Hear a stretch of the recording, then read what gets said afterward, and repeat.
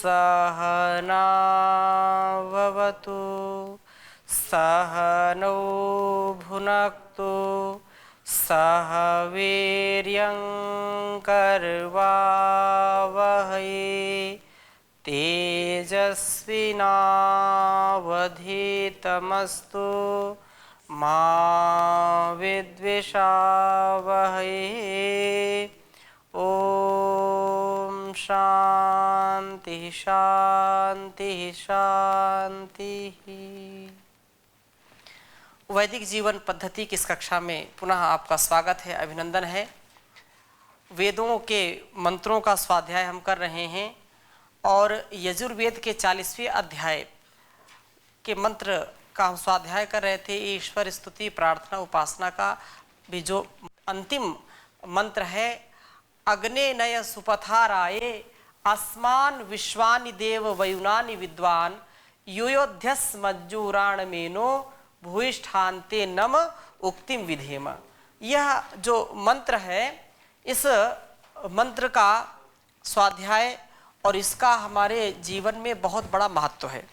इस महत्व को हम समझ करके निश्चित रूप से जब उस ईश्वर की अनुभूति करेंगे, उसका अनुभव करेंगे, तो हमारा ज्ञान विज्ञान बढ़ेगा, हमारे अंदर श्रद्धा समर्पण भक्ति भाव अपने आप बढ़ जाएगा।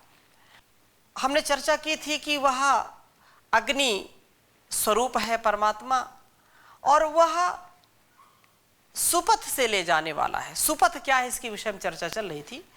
पिछली कक्षा का कोई प्रश्न हो तो आप पूछिए, नहीं तो आगे हम बढ़ें। किसी का कोई प्रश्न हो तो। ओम स्वामी जी। जी ओम।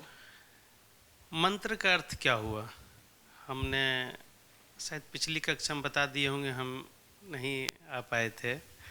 तो हम बार बार मंत्र का उच्चारण, हम तो गांव के रहने वाले हैं, तो किसी को सांप काट लेता है या बिच्छू काट लेता है तो हम मंत्र पढ़ते हैं जी, तो उससे तो शरीर का विष खत्म हो जाता है। हाँ। तो यहाँ मंत्र उच्चारण होता है कि ये मंत्र से जीवन उद्धार हो जाएगा, ये मंत्र हमारे जीवन के लिए बहुत कल्याणकारी है। तो मंत्र का क्या अर्थ हुआ? मंत्र का ऐसे अर्थ हम प्रयोग करें तो मंत्र जो विचार है, मंत्र हम उसको बोलते हैं जो ईश्वर की वाणी है। मंत्र हम उसको बोलते हैं जिसके स्वाध्याय से हमको सुपथ की प्राप्ति हो, जिससे ज्ञान विज्ञान हम की प्राप्ति हो, वो मंत्र कहलाता है। जो वेदों में पाए जाते हैं, मतलब वेदों में जो भी हैं वो मंत्र के रूप में स्वीकार किए जाते हैं, मंत्र के रूप में जाने जाते हैं। अर्थात वो ईश्वर की वाणी है, ईश्वर का विचार है। हमारे लिए, हमारे शुभ संस्कार के लिए और इस संसार की व्यवस्था के लिए जो ईश्वर का विचार है उसको हम मंत्र कहते हैं। और लोक में भी हम जो परस्पर चर्चा करते हैं या बोले कि ये मंत्रणा कर लो, ये मंत्री हैं, मंत्र को जानने वाला मंत्री, ठीक है। इसलिए बोलते ये क्या है, मंत्रणा यहाँ चल रही है, वो मंत्री है, फिर महामंत्री हो गया, महा अमात्य हो गया। तो ये मंत्र मंत्री तात्पर्य यही है कि जो विचार पूर्वक कार्यों को करे और कराए, वो व्यक्ति मंत्री कहलाता है। और मंत्रणा का भी तात्पर्य है कि जो हम परस्पर विचारों का आदान प्रदान करते हैं, जो हम एक दूसरे के भावों को जानते हैं और हमारे अंदर जो विचार चल रहा है वो मंत्र कहलाता है। तो ये जो आप गाँव की बात करते हैं तो भी वहाँ वेद मंत्र तो कोई बेचारा जानता ही नहीं है, लेकिन उन्होंने ये मंत्र फूंक दिया, मंत्र फूंक दिया। ऐसा उसकी भाव दशा, उसकी चेतना ऐसी होती है कि वो ऐसा कुछ भी बोलता है, पढ़ता है, समझता है, तो वो मंत्र हो जाता है। तो यहाँ जैसा हम समझ रहे हैं, मंत्र का अर्थ हुआ कि आत्मा की आवाज, आत्मा की आवाज। और जैसा ईश्वर ने हमको ये उपदेश दिया है, इसको ये विचार, इस विचार को हम जीवन में धारण करें, अपने जीवन का आधार इसको बना लें, तो हमारे जीवन का कल्याण जरूर होगा, उसमें कोई संशय नहीं है। इसलिए इसको मंत्र कहते हैं। जैसे रहीम जी, कबीर जी और सारे हमारे हुए, उन्होंने 2.5 अक्षर प्रेम का पढ़े सो पंडित होए, तो उनको दोहा कह दिए। हाँ, तो वो भी अपने समय में विचार रखे हैं। वो विचार है, लेकिन उन विचारों को मंत्र नहीं कहेंगे। ऐसे लोक में तो कह दिया, जैसे मैंने दोनों बातें बताई कि लोक में भी बोले मंत्रणा चल रही है, अब मंत्रणा कैसे भी हो सकती है, लेकिन उनको विशेष मंत्र नहीं बोलेंगे। मंत्र तो वेदों में पाए जाते हैं, जो गीता है, महाभारत है, रामायण है, उपनिषद हैं और भी साहित्य है, वे सारे श्लोकबद्ध हैं, उनको श्लोक कहते हैं। कभी कभी लोग उनको मंत्र बोल देते हैं, तो वो नहीं होना चाहिए। और कभी कभी वेद के मंत्रों को श्लोक बोल देते हैं, अल्पज्ञता के कारण, जो न जानने के कारण। तो वेद में जो है वो मंत्र कहलाते हैं, ऋचा कहलाती हैं। वेद की ऋचाएं भी बोलते हैं ना, तो ऋचा कहलाते हैं, मंत्र कहलाते हैं। तथा जो दर्शन है या व्याकरण के ग्रंथ हैं, उनमें सूत्र रूप में जो आचार्यों ने लिखा हो वो सूत्र कहलाते हैं। जैसे योग दर्शन है, सांख्य दर्शन है, न्याय दर्शन है, वैशेषिक है और वेदांत है। ये अन्य अन्य जो भी ये शास्त्र दर्शन है, इनमें न श्लोक है और न मंत्र है, इसको सूत्र कहते हैं।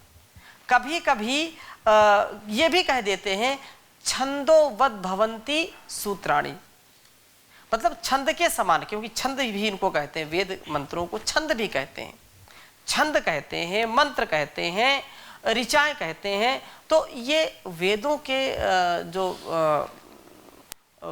वेदों के रूप में जो हम पढ़ते हैं या समझते हैं वो ऐसे हैं। बाकी वो श्लोक और सूत्र के रूप में जानते हैं। फिर हिंदी में आप अलग अलग सोरठा है, दोहा है, चौपाई है, सवैया है, अलग अलग चीजें हैं उसमें। ठीक है, और किसी कोई प्रश्न? जी। ओम स्वामी जी। जी। जैसे कहा गया है वेद के अनुसार कि सर्वत्र व्यापक है वह परमपिता परमेश्वर। जी। तो उस हिसाब से अगर देखा जाए तो जो भी प्रकृति परमेश्वर ने बनाई है और जो भी हम सभी संसारवासी उसकी उपासना करते हैं, जी। तो हम जिस तरीके से करते हैं उसकी उपासना अग्नि के रूप में हो, चाहे पाश्चात्य सभ्यता वाले हो, चाहे हमारे सनातन सभ्यता वाले हो, तो एक तरह से क्या वो उपासना करना वो सही होता है या उसकी कोई दूसरी विधि, मतलब ईश्वर को ही जाता होगा ऐसा मन में विचार आता है, तो क्या ये सही होगा? ऐसा मेरा प्रश्न है। जी, बहुत अच्छा प्रश्न है आपका। भारतीय जो ज्ञान परंपरा है उसमें सभी का विशेष महत्व है और सभी को ज्ञान विज्ञान पूर्वक ही मानना, जानना और उसको वैसे रूप में ग्रहण करना, ये हमारे ऋषियों की परंपरा रही है। हाँ, बीच में कुछ ऐसी परिस्थितियां आ गई जहां पर रूढ़वादिता ज्यादा हो गई।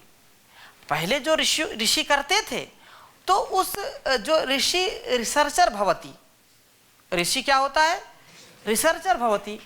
वो बिना अनुसंधान के कोई कार्य करते नहीं थे, वो उच्च स्तर के अनुसंधाता होते थे। पूरा उस पर रिसर्च करके ही उसको समझते थे, मानते थे और दूसरों के कल्याण के लिए उसको बताते थे। फिर कालखंड में क्या हुआ, लोगों ने फिर धीरे धीरे धीरे धीरे ये परंपरा टूट गई। लोगों ने पढ़ना पढ़ाना छोड़ दिया, वेद दर्शन उपनिषद आदि का पढ़ना पढ़ाना छोड़ दिया। अब वो उसमें भी विकृति आने लगी, उसमें फिर लोग अपना अपना हठ दुराग्रह लगाने लगे, अपनी अपनी विचारधाराओं को थोपने लगे, तो वो उसका विकृत स्वरूप हो गया। जो विशुद्ध स्वरूप था वो विकृत स्वरूप हो गया, जिसके कारण कालखंड में लोगों ने फिर उसका तिरस्कार करना शुरू कर दिया कि ये क्या है, ये क्या है।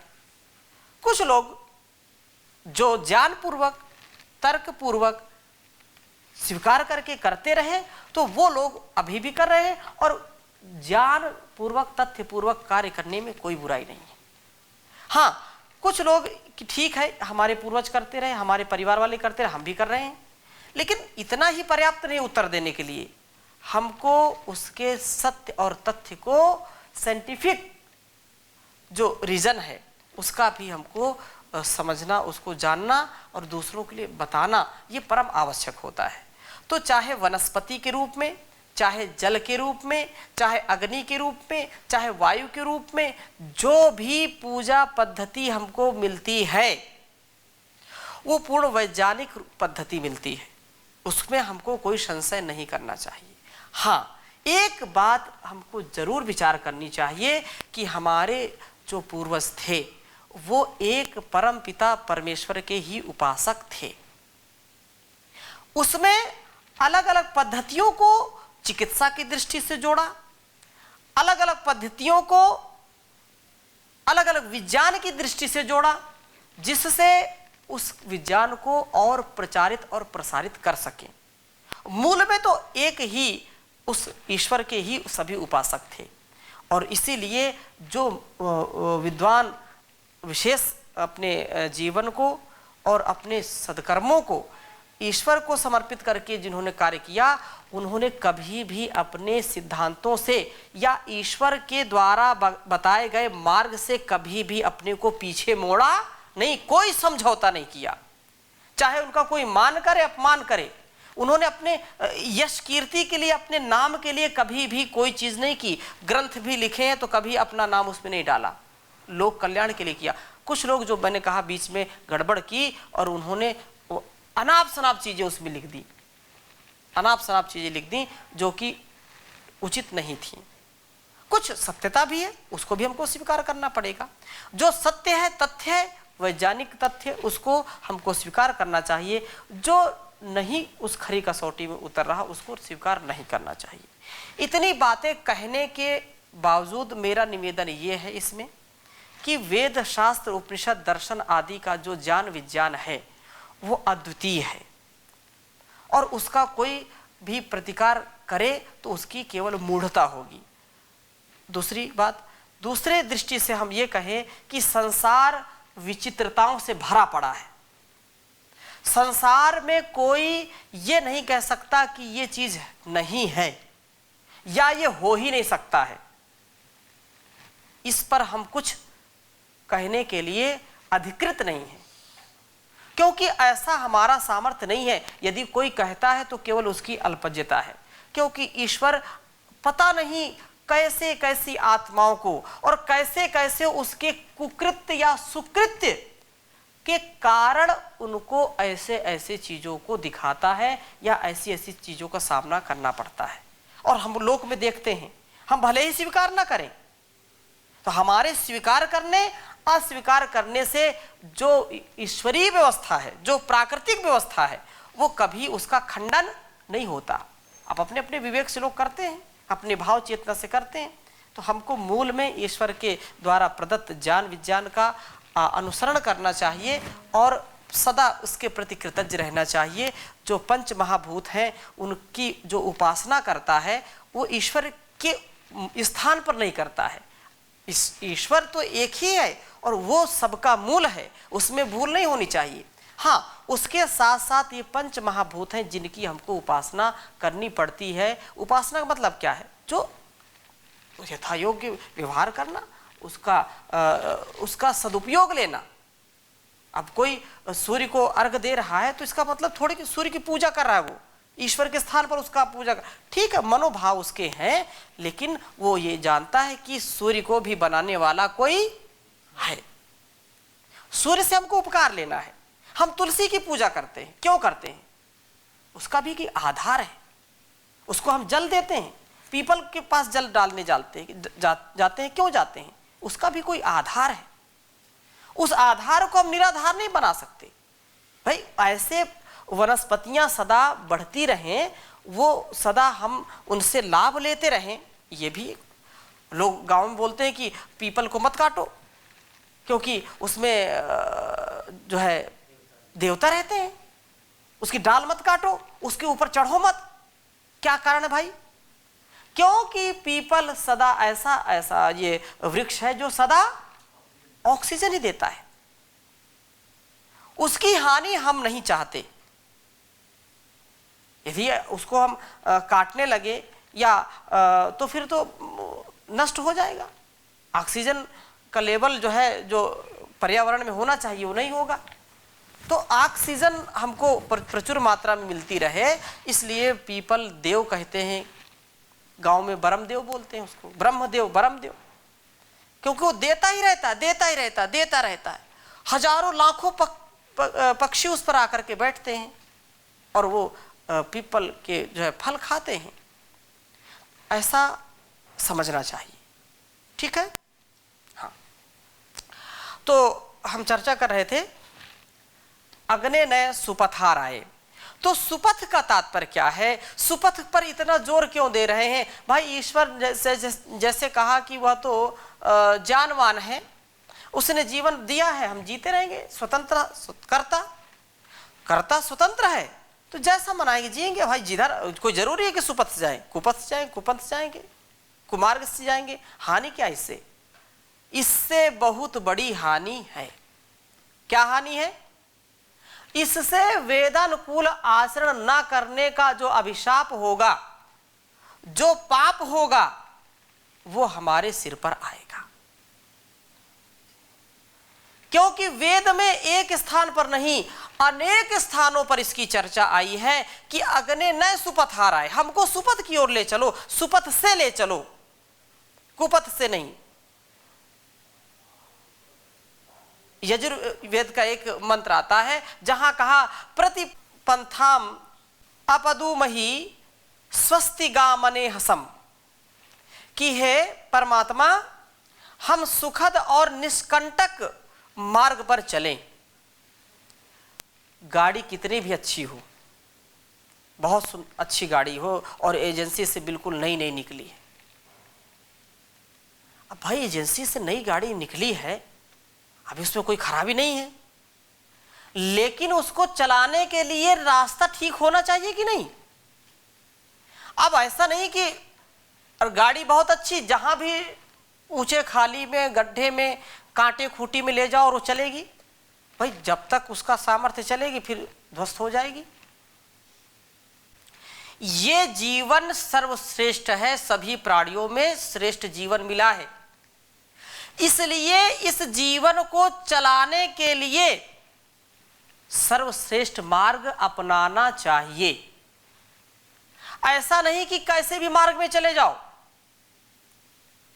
जहां कांटा खूंटी है, जहां कुपथ है, जहां कुसंस्कार है, जहां पर इस जीवन का कल्याण नहीं है, ऐसे पथ का यदि हम अनुसरण करेंगे, अनुगमन करेंगे, तो हमको कोई माई का लाल बचा नहीं सकता। ब्रह्मा जी आ जाए तो भी नहीं बचा सकते, क्योंकि भाई गाड़ी तुमको मिल गई है, लेकिन उसके लिए कैसे मार्ग का अवलंबन आपको करना है। दो पथ आपके लिए हैं, एक पथ जो है कांटा खूंटी जिसमें खूब है, कील पड़ी हुई है, गड्ढे बड़े बड़े हैं, और एक पथ कहा जाए ये है।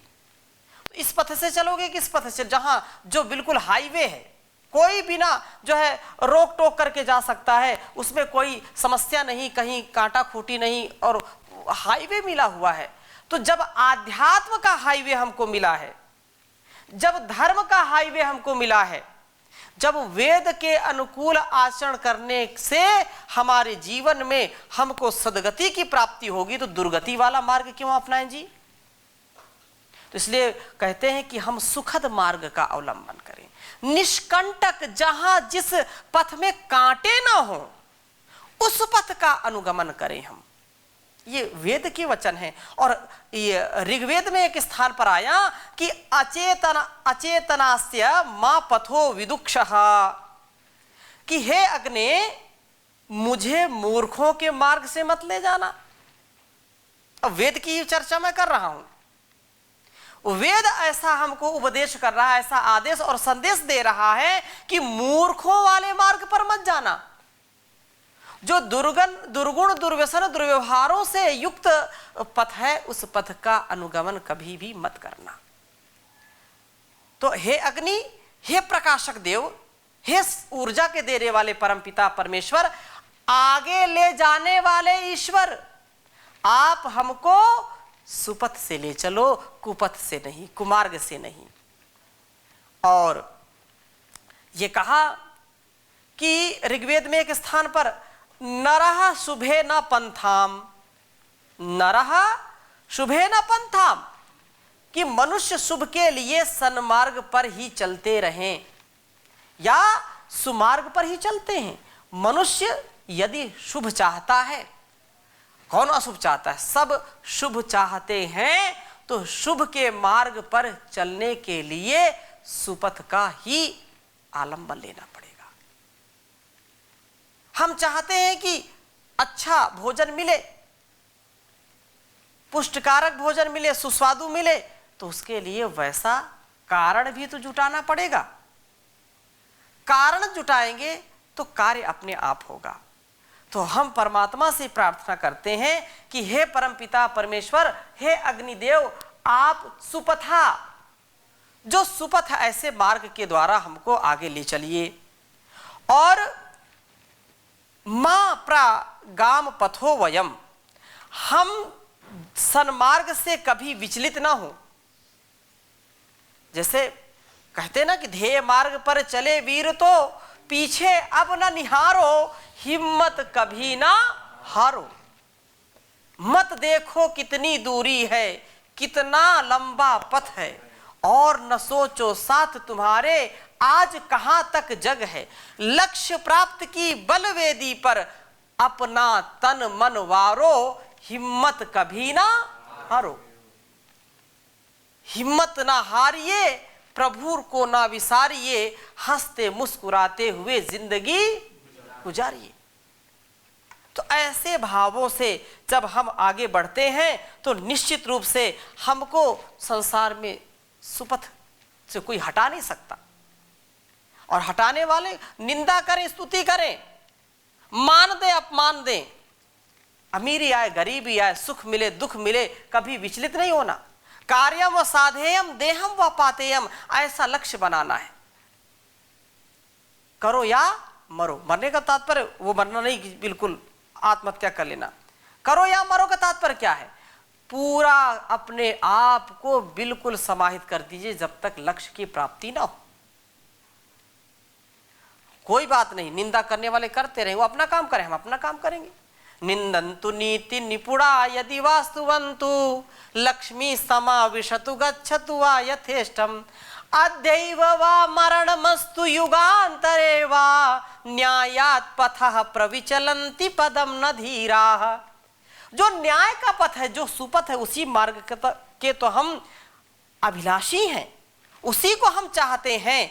तो हे परमात्मा, चाहे कोई निंदा करे, चाहे स्तुति करे, चाहे मैं स्वस्थ रहूं, चाहे आज मृत्यु आ जाए लेने के लिए, चाहे युग युगांतरों तक जीता रहूं, लेकिन जो न्याय का पथ है उससे कभी भी धीर गंभीर विद्वान न्यायकारी विद्यावान व्यक्ति कभी भी विचलित नहीं होता। यह हम सबका उत्तरदायित्व है, हम सबका यह कर्तव्य है कि ऐसे पथ का अवलंबन करें। पश्चाताप नहीं, बल्कि परोपकार, परमार्थ, पर सेवा के मार्ग पर हम आगे बढ़ते जाएं। वह शक्ति हमें दो दया निधे, कर्तव्य मार्ग पर डट जावें, पर सेवा पर उपकार में हम निज जीवन सफल बना जावें।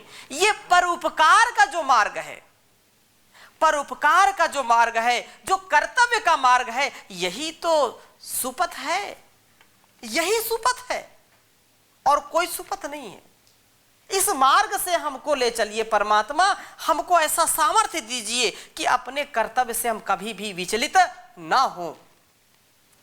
और ये कहा कि सुगानो विश्वा सुपथानि संतु, कि हमारे सारे मार्ग सुगम हो। हे परमपिता परमेश्वर, सुगम, सुगम, सुगम का मतलब क्या है? ऐसा मार्ग जो आसान हो। और याद रखिए, संसार में जो गलत मार्ग है वो बड़ा कठिन है। जो सत्य का मार्ग है, जो ज्ञान का मार्ग है, वही सुपथ है और वही सुगम है। उदाहरण के लिए समझिए, सत्य बोलना सरल है कि झूठ बोलना सरल है? सत्य बोलना सरल है। सत्य बोलने वाला व्यक्ति कभी भी विचलित नहीं होता, और झूठ बोलने वाला वो दिन भर झूठ बोलता रहता है। अब उसको यही नहीं पता कि मैंने कल क्या बोला होगा।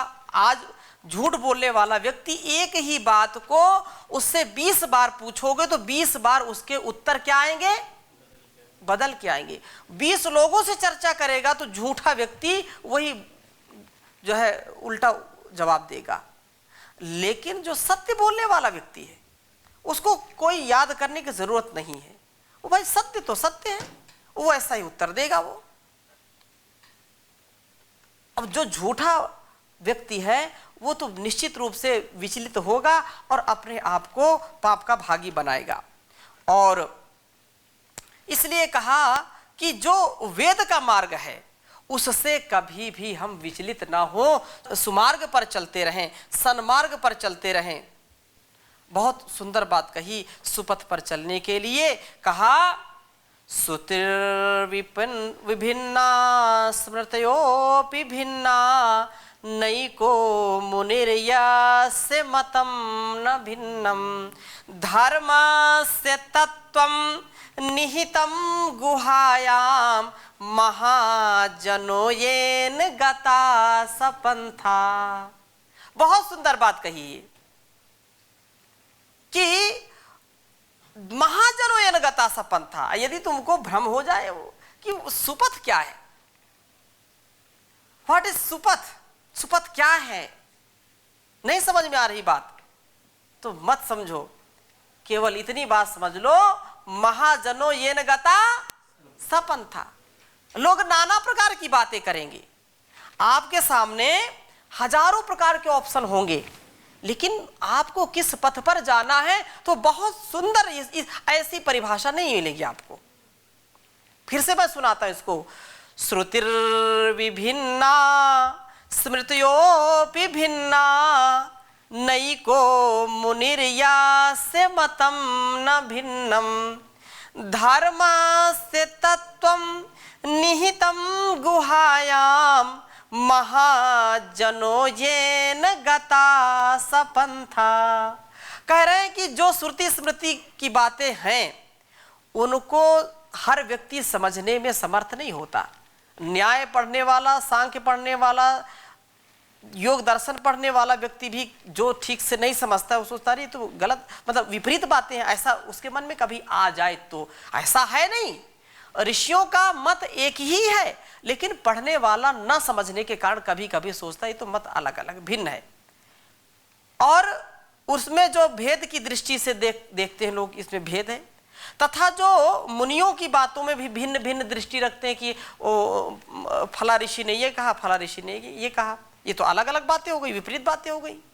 तो भी उनको समझने के लिए बड़े जो लोग हैं उनके मार्ग पर चलो। यदि आपको लगता है कि भिन्नता हो गई है तो चिंता मत करो।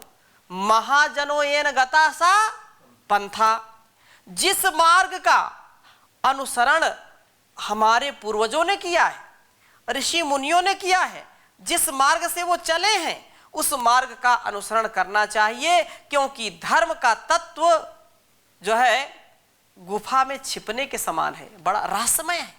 इस रहस्य को इतनी सरलता से हम जान नहीं सकते हैं। तो और इसकी चर्चा अगली कक्षा में करेंगे, अभी यहीं पर विराम देते हैं। ओम शांति शांति शांति।